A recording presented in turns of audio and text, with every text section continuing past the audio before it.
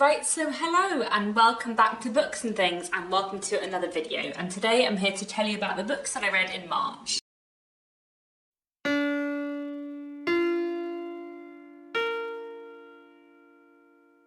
So I had a really good reading month in March. I read 14 books, which I think must be my most productive reading month of the year so far by quite a long way.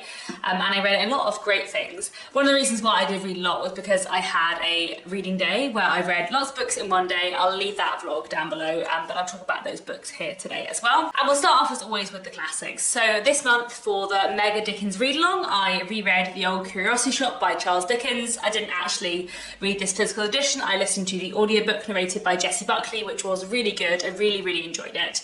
And this was, just a great read. I will leave a link in the description to the full, long, half-an-hour rambly video I made talking about The Old Curiosity Shop and all my thoughts on rereading it.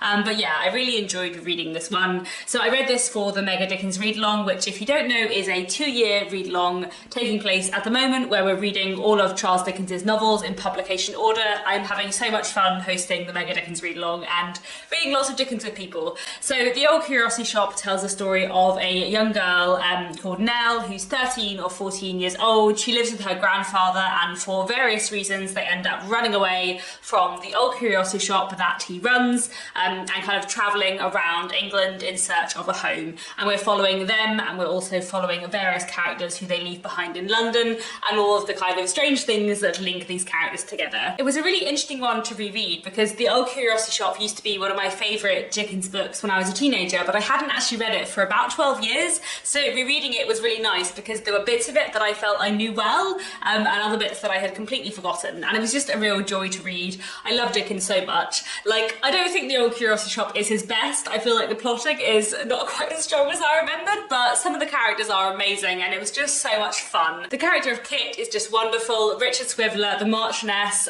there's just so much in this book to love, and I really enjoyed the story of Nell and her grandfather a lot more than I have on previous reads, so I really enjoyed that as well. It's a fun, strange, wild Dickens book. Like I said, the plotting is a little bit strange, but I feel like in a way The Old Curiosity Shop is what it says on the tin. It is sort of like an old curiosity shop of a book full of lots of different characters and lots of different strange scenarios kind of put together without necessarily a clear purpose, but in a way that kind of works. I don't know. I really enjoyed it. It was great fun. The sun is just having a wild time out the window right now, so I'm sorry if the lighting changes dramatically over the course of this video.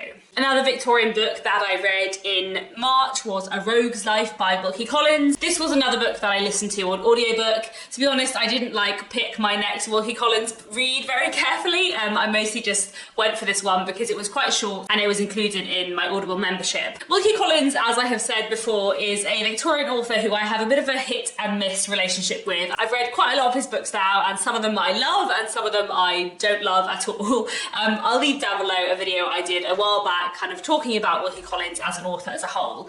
So A Rogue's Life I kind of liked, but I don't think it's one of his best. A Rogue's Life is a very short book, and I feel like some of the stuff Wilkie Collins does best kind of wasn't showcased in A Rogue's Life because he didn't really have time to do that. So A Rogue's Life is a first-person narrative from a man who has had a rather roguish life. He was brought up as a gentleman, but he's ended up in prison from time to time and ended up getting involved in various kind of scams and swindles and other dubious activities. And it's kind of about him and his life and the woman he falls in love with, and various kind of dubious schemes he gets involved in. There were some things about A Rogue's Life that I really enjoyed. I always really love Wilkie Collins' writing style, so it was just fun to listen to, and I kind of enjoyed the oddity of this rogue character who is just not a very nice person, but also kind of willingly owns up to it in what is kind of an interesting way. I found the love story not great, but in general I don't find Wilkie Collins' love stories great, so I wasn't hugely surprised by that. And I feel like the other plot lines going on I did find really interesting. Like I said, it wasn't a very long Wilkie Collins, so I feel like he didn't get the chance to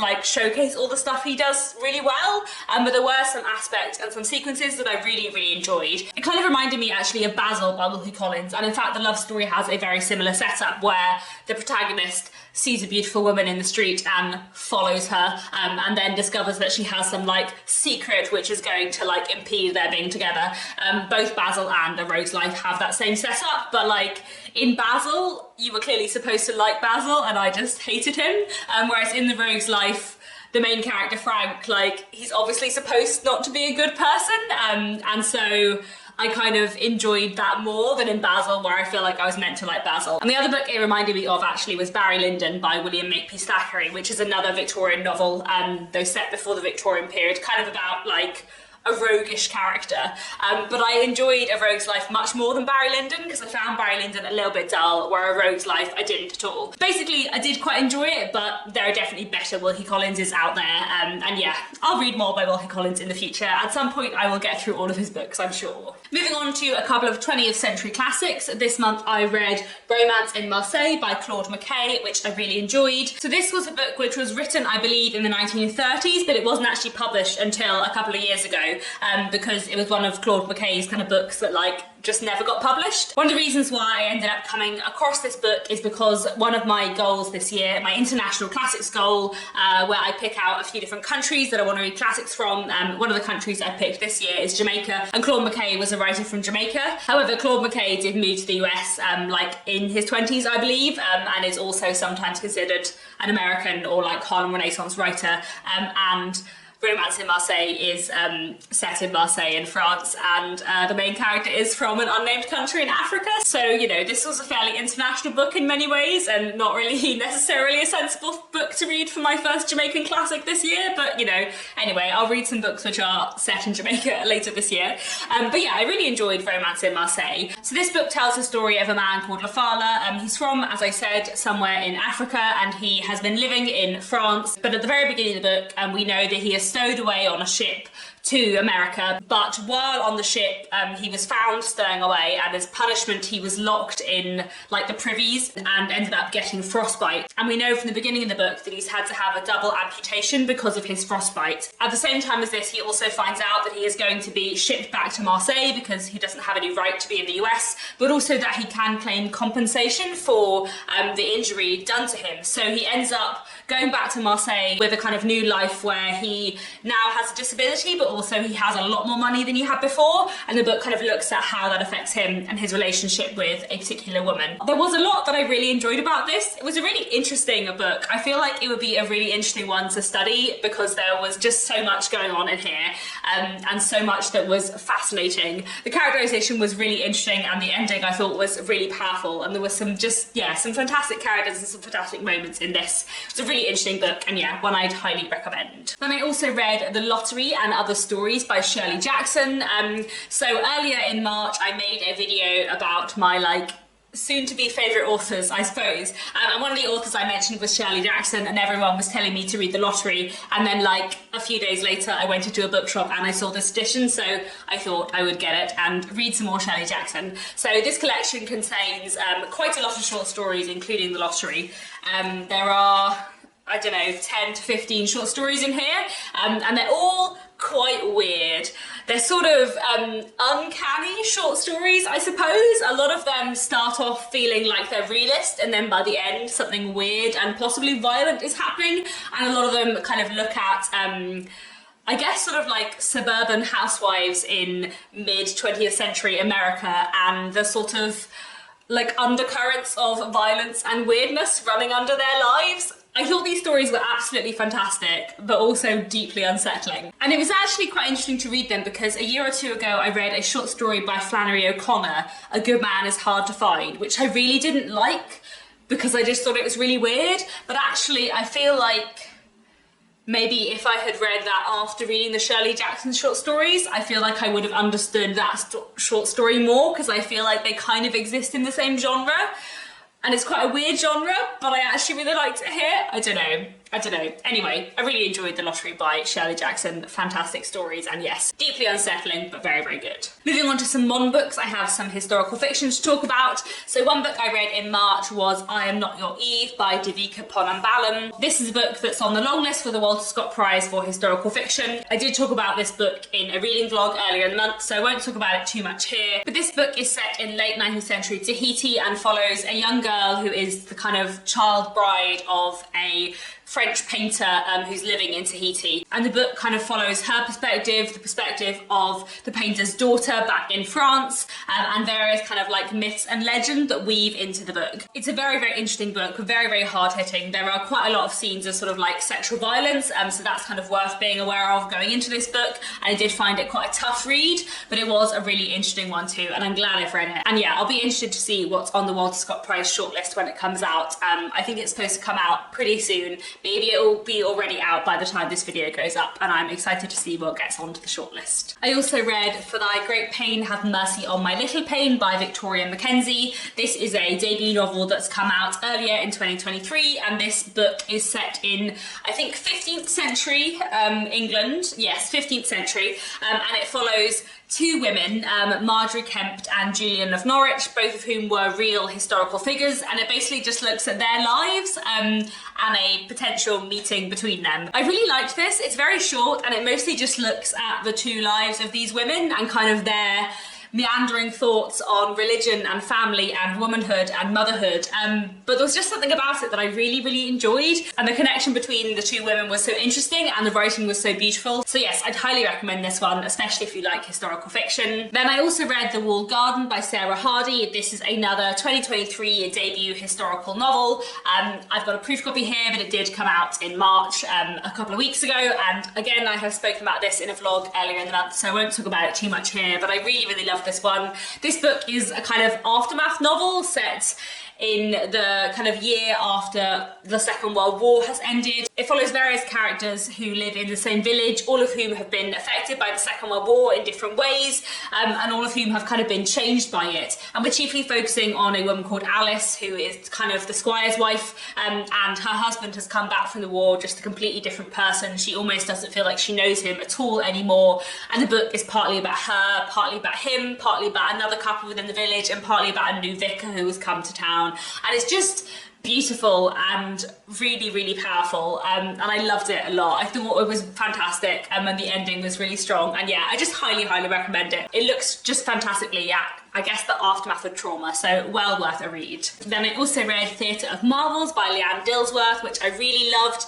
This is a work of historical fiction set in the Victorian period that came out last year. It's been on my shelves for a while, and I've been meaning to get to it for ages, but I'm really glad I finally did, because it's just fantastic. So this book follows a character called Zilla, who is a black British actress living and working in London in the 1840s. She is part of a kind of music hall, theatrical display, I suppose. And the action of the book kind of kicks off where she sees a man in the audience, a black man, who comes up to her afterwards and says, "Do you need my help? I can help you if you want." Zilla is quite young, she's in her 20s, she is performing on stage an act that kind of she hasn't really thought about the implications of, and meanwhile she's kind of become the mistress to this Viscount, and is kind of feeling a little bit uncertain of her relationship with him. And the book is kind of her coming of age story in many ways, I suppose, her coming to think about what she wants from life, and what it means to be her, I suppose. And it's just fantastic. Like, there was so much I loved in this. There was so much like fantastic, fascinating history, and I feel like the characterization was just amazing. Zilla was fantastic, but also I feel like the characterization of Vincent was done really, really well. And Barkey was just like my absolute favourite. I loved him very, very much. And I also loved the plotting of this, and I loved the ending, because I thought that something slightly different was going to happen at the end, and then the ending that the book does have is just like absolutely perfect, and I loved it so much. So yes, highly, highly recommend Theatre of Marvels. It's fantastic, and yeah, I'm very excited to read whatever Leanne Dillsworth writes next. Moving away from historical fiction onto things set in the present day, another thing that I read in March was The Manor House Governess by C.A. Castle. So this book is not coming out for quite a few months. I read a very early digital proof of this, and I just loved it so much. So this book is a Jane Eyre retelling set in the present day about a character called Bronte Ellis, who takes a new position as a private tutor to a little girl in a big house near Cambridge. Bron is genderqueer and obsessed with 19th century literature and period dramas. He's been employed as a private tutor, but he very much relishes the idea of being a governess, kind of walking in the footsteps of Jane Eyre. And so he arrives at this new house. The little girl and her father seem to take to him very quickly, but the little girl's elder brother, who is a little bit older than Bron, Darcy, doesn't seem to like Bron very much, and everything kind of goes on from there. So it has huge Jane Eyre vibes, but also like lots and lots of Austen vibes in a really, really fun way. And I feel like the ending of the book especially was so strong, and the way C.A. Castle just like used lots of really interesting literary references to do really cool things with the ending, I just really love. Like, there's so many little like lovely things scattered throughout the Manor House governess for people who love 19th century literature. Even just like that Darcy's dog is called Captain, like Mr. Rochester's dog is called Pilot, was just like really fun. Lots of little things like that which were just a joy. So yeah, it was just absolutely huge fun to read. I really, really loved it, and yeah, you should all be very excited for the Manor House Governess when it comes out later this year. Then I also read a few translated books this month. I read Weasels in the Attic by Hiroka Oyamada, translated by David Boyd from the Japanese, and this I really enjoyed. Again, I spoke about this in a vlog earlier this month, so I won't go into too much detail. This book is, I suppose, about male friendship. It takes place over 3 different scenes, 3 different evenings, where our narrator meets one of his friends, and there are often other characters present, and it's partly about kind of their friendships and also about their private lives. The narrator and his wife are kind of struggling to conceive a child, and that is very present in his mind throughout the scenes. It's a slightly weird book, and there were things about the ending which were slightly bewildering, but I also just really liked how it looked at friendship, and I feel like the dialogue felt just really rich and real. So yeah, I really enjoyed this one. I definitely would recommend it. And then the other Japanese book I read in March was All the Lovers in the Night by Meiko Kawakami, and this was translated from the Japanese by Sam Bett and David Boyd. Again, David Boyd, a very excellent translator. And I really, really enjoyed All the Lovers in the Night. I just think Meiko Kawakami is fantastic. She's a real favourite of mine. This is the 3rd book by her that I've read, and I've really enjoyed it. And there's just something about Meiko Kawakami where the books that she writes, there's something in them that like speaks to me personally. For example, the main character of this, the narrator, is a freelance proofreader, which is what I do for a living, partly. Like, I do other freelance editing too, but a lot of what I do is freelance proofreading and copy editing.